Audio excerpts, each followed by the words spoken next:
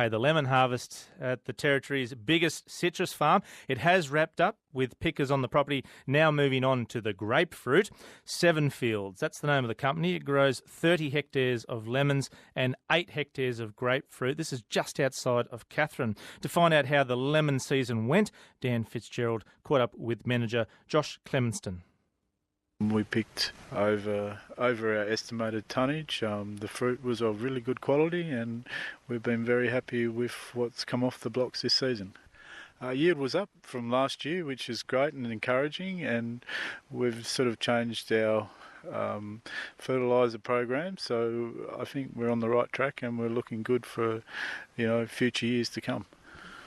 Yeah, I was going to ask, what do you put that down to? Is it just the fertiliser, or were there some other sort of conditions that came into play this year, or this harvest? I think it definitely wasn't such a wet season, so it's probably increased our yields a little bit in quality-wise. But I think we've got on top of how to grow lemons in the Katherine region, and we're looking forward to growing plenty more in the future. How was the picking this season? Yeah, it was really good. It was much easier being not so wet, so it made it easier for our guys to get through and get the blocks off in good timely fashion. So all good to get onto the markets. Were you picking during that 10 days of quite heavy rain we had during late January?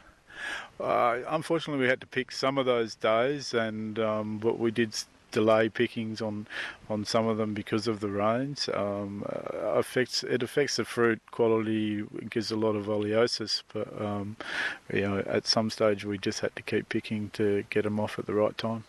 How have the markets been this season?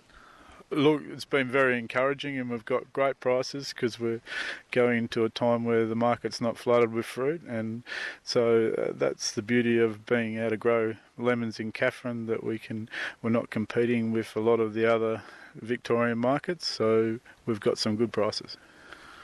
And you're just about to move on to the grapefruit. We've got a tree right here in front of us. It's pretty loaded up. How are things looking for the grapefruit? Yeah, it's looking really good. We're hoping to start picking sort of next Monday. They're ripening very nicely. We've got some good fruit and some good yields out there, so we're very encouraged and hoping to see some very good fruit in the market in the next couple of weeks. And how long will it take to get all the grapefruit off the trees? We're estimating probably another 4 weeks of picking once we start, so we're hoping to finish around mid-March. Now, something else new that you're trying here on the farm is some seedless lemons. We've got quite a few of them here in front of us. How are they looking? Look, this is sort of an experimental block for us. So we've got new plantings, and they've established themselves really well. And our first pick off these will be next year. So we're very excited to see how they go and to introduce them to the market. We can see there's quite a lot of new growth on these trees in front of us. So they seem to be liking the wet season conditions.